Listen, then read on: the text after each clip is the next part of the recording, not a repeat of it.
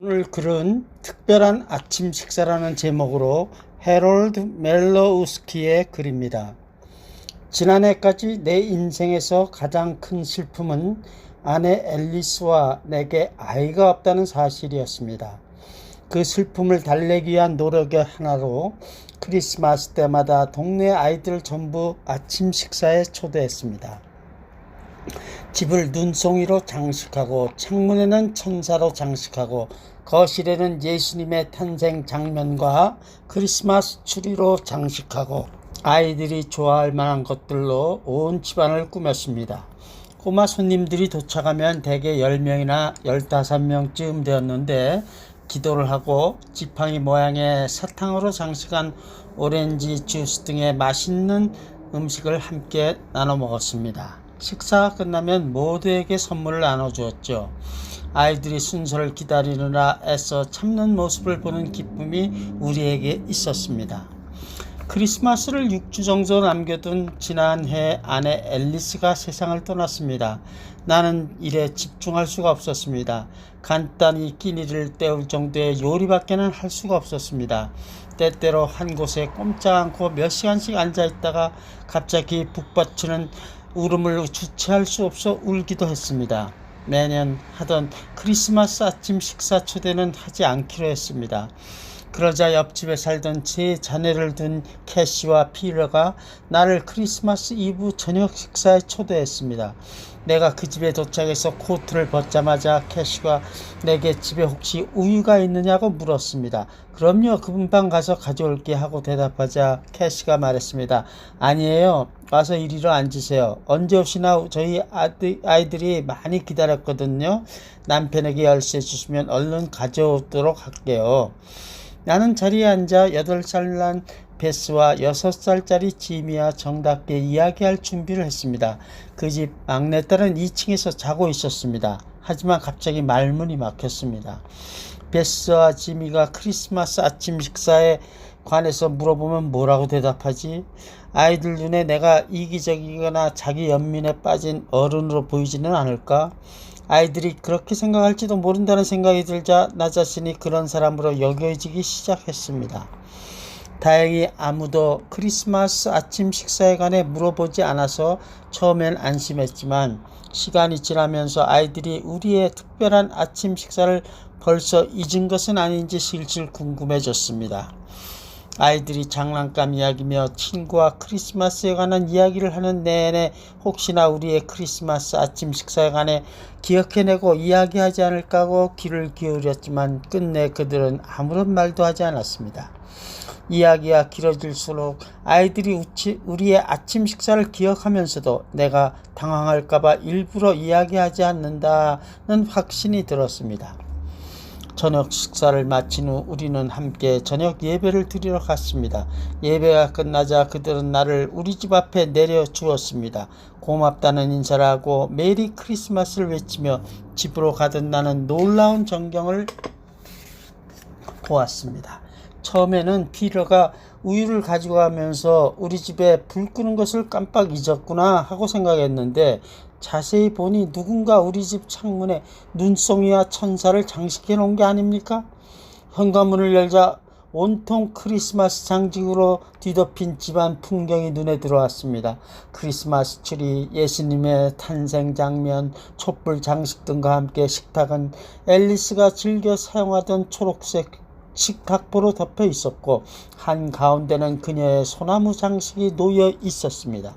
얼마나 감격했던지 나는 그 순간 매년 하던 크리스마스 아침 식사를 이번에도 할 수 있었으면 얼마나 좋을까 생각했지만 이미 늦었습니다. 음식이 하나도 준비되어 있지 않았던 것이죠.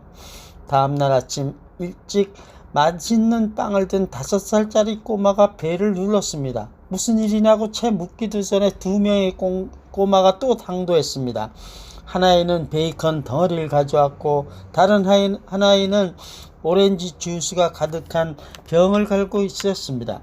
그 후로 15분이 지나는데 우리 집은 동네 아이들로 전부 꽉득 찼습니다. 매년 내가 준비한 음식들을 이번에는 아이들이 전부 가져온 것입니다. 나는 너무 기뻤지만 마음속으로는 내심 꼬마 손님들을 실망시킬까 걱정이 되었습니다. 이 즉석 파티에는 매년 있던 선물이 빠져 있었던 것입니다. 9시 반쯤 되자 또 다른 일이 준비되어 있었습니다. 옆집 캐시가 뒷문을 열고 슬그머니 들어온 것입니다. 아침 식사 어땠어요? 그녀가 물었습니다. 정말 최고였어요 하고 내가 대답했습니다. 그러자 그녀는 싱크대 위에 쇼핑백을 올려놓으면서 이것 좀 보세요 하고 말했습니다. 또 음식을 가져왔군요. 한번 보세요. 쇼핑백 속에는 아이들의 이름이 하나하나 적힌 포장된 선물들이 가득하니 들어있었고 그 선물마다 안에 앨리스의 이름이 적혀 있었습니다. 메리 크리스마스 멜리우스키 할머니로부터. 그 순간 나는 정말 행복했습니다. 그 행복은 단지 꼬마 손님들에게 줄 선물이 생겨서 이제는 안심해도 된다는 생각에서 나온 것만은 아니었습니다. 우리 이웃 모두가 사랑으로 하나 되었다는 데에서 오는 행복이었던 것입니다.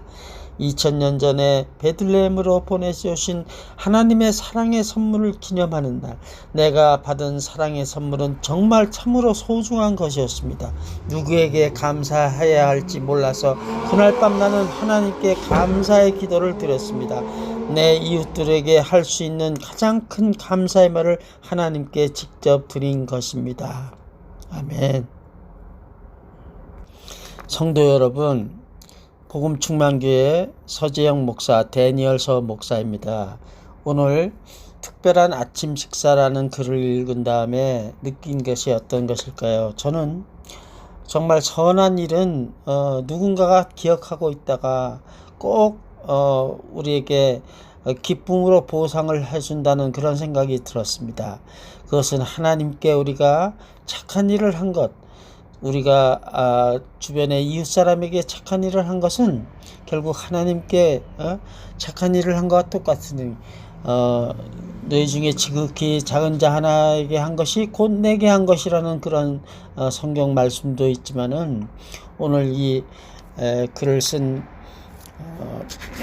헤럴드 멜로우스키는 아내가 죽은 후에 그동안 해오던 크리스마스 때 이웃의 어린아이들을 위해서 선물도 주고 맛있는 식사를 준비하던 그것을 못해가지고 쓸쓸했었는데 그런데 이웃에서 그것을 잊지 않고 있다가 이 헤럴드 멜로우스키를 얼마나 위로해 주었습니까?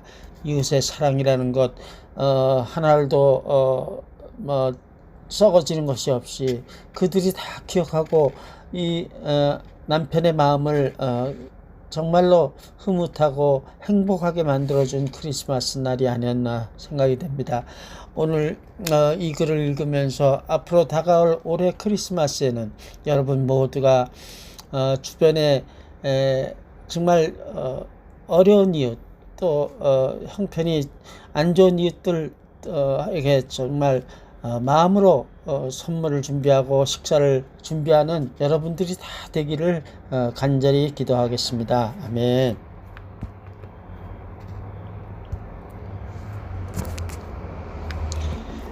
지금 양로 호텔에 있는 다글라스 집사님이나 우리 여러 할머니 할아버지들이 그 중에서 저희가 이렇게 말씀을 전하는 것, 유튜브로 보내는 것은 전화기가 있는 분들에게 보내는 겁니다. 전화기가 있고 그분들에게 그 스마트폰이 있기 때문에 또 이렇게 보내드릴 수가 있는데 정말 어떻게 생각하면은 아직까지는 치매로 인해서 정말 아무것도 할 수 없는 그런 분들에 비하면은 스마트폰을 쓸 수 있는 어르신이라는 것은 상당히 아직도 건강한 상태, 복을 받고 있는 것입니다. 다만 가족하고 떨어져 있어서 쓸쓸한 것으로 생각합니다. 우리가 우리보다 더 어려운 이웃을 생각하고 어려운 같은 양로틀에 있는 할머니 할아버지를 생각하고 더욱더 우리가 하나님의 은혜로 지금까지 살아왔고 앞으로도 살 걸 생각하고 같이 나누며 베푸는 저희들 모든 우리 할머니 할아버지가 되기를 또 간절히 기도드립니다. 아멘.